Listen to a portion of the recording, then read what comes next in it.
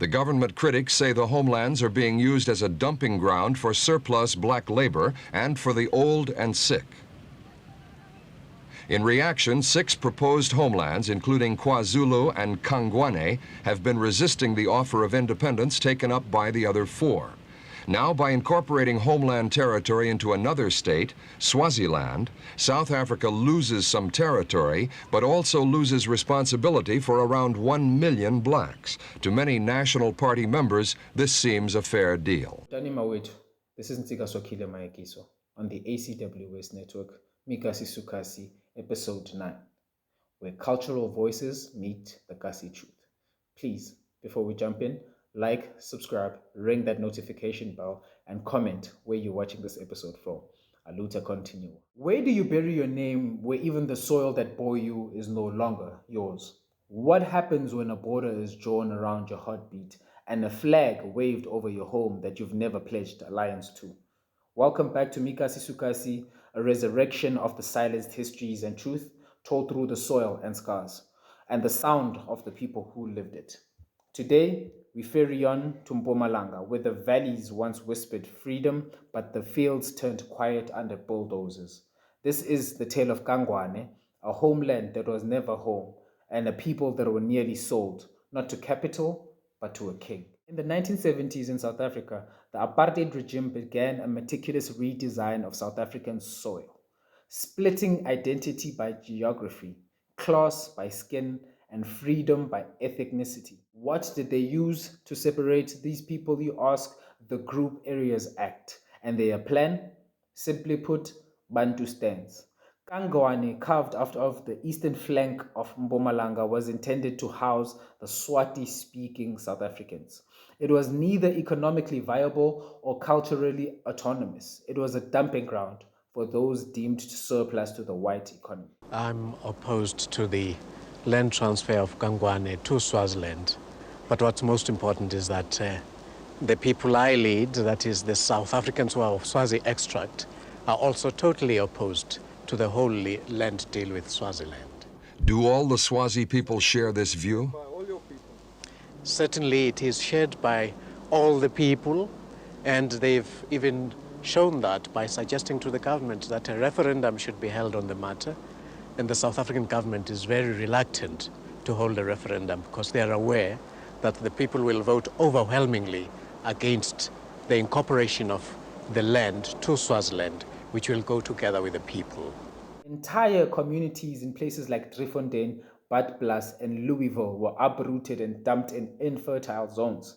Their livestock dead and their grave desecrated, and yet in the ashes a resistance sparked.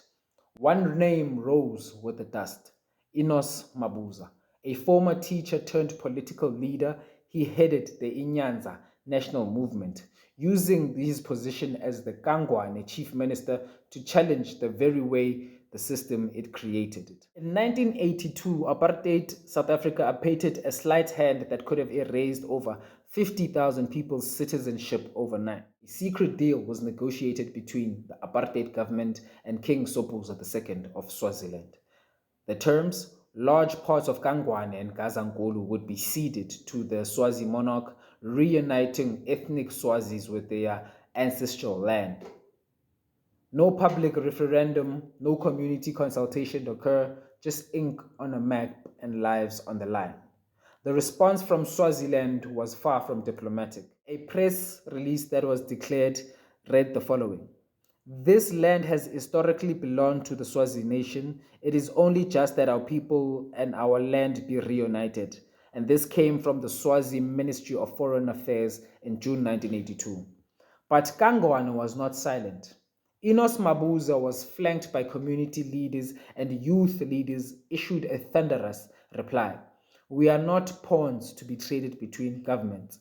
On the 3rd of July 1982, at a press conference in Babane, Mabuza warned, "Any transfer of KaNgwane land will be resisted. We reject becoming aliens in our own country." The very next day, protests erupted in Louisville. Placards read, "The land is ours and we are not for sale. No king can buy our roots."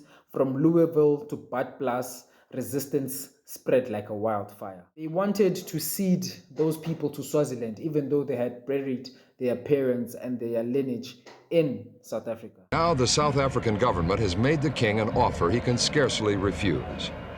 The gift of large areas of South African territory totaling some 8,000 square kilometers.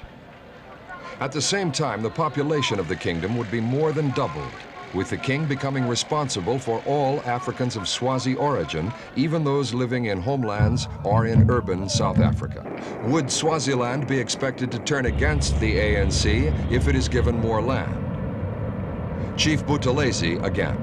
I think that there must be something in it, because I think the whole attitude of the Swazi government to some of the ANC insurgents, judging by some of the cases that have been heard in recent times against them in the Swazi courts, indicate that they have suddenly developed, adopted a rather hostile attitude, I think, towards ANC as such. And I think that there could be something, because the Prime Minister of South Africa, Mr. Botha, is very much obsessed with the so-called communist onslaught.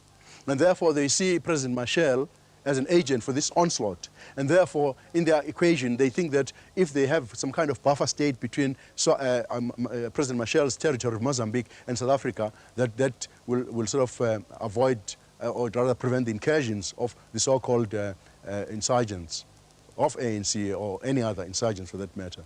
But I think it's childish myself, because I don't think that judging by what I've seen in many borders, like for instance in Namibia and so on, that it does make any difference at all. But behind the headlines, as always, there were deeper motives. The apartheid regime hoped to offload the land and the ethnic liabilities. King Sobhuza also sought ancestral territory and regional leverage for himself. Pretoria wanted to experiment as well to see if entire communities could be reclassified, erased, or rewritten. But they had miscalculated the spirit of KaNgwane. Why is the South African government doing this? The reasons are obvious, although there could still be some sinister reasons which we do not know. First of all, the South African government wants to expedite its plan to remove as many blacks from South Africa as possible, along the same lines as they've granted independence to Venda, Bophuthatswana, Ciskei, and Transkei, so that the blacks in this country should not pose a political threat to political white power in South Africa. That's one basic reason. And also, they do not want us to have a share in the wealth and prosperity of this country, which we have also helped to build. And we feel we are entitled to it.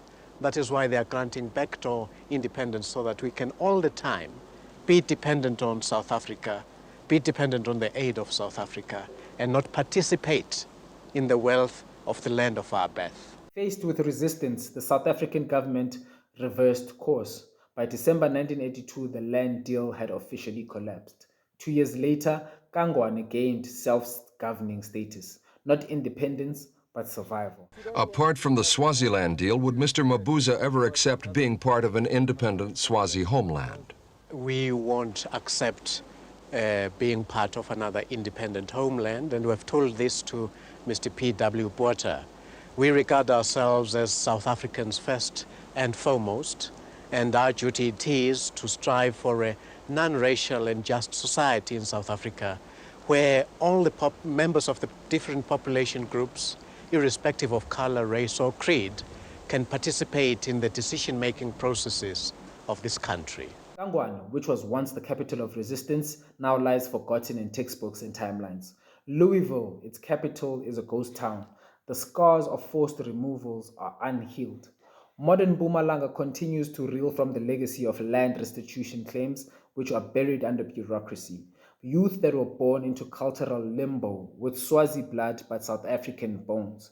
Today, their townships are built upon pain and paved upon with silence. And the Nyanza National Movement, some of them called them collaborators, others called them visionaries. But their strategy was survival, to fight apartheid from the belly of the beast, using the master's tools to down the master's house. KaNgwane was not a utopia, but it was a battleground of identity, belonging, and betrayal.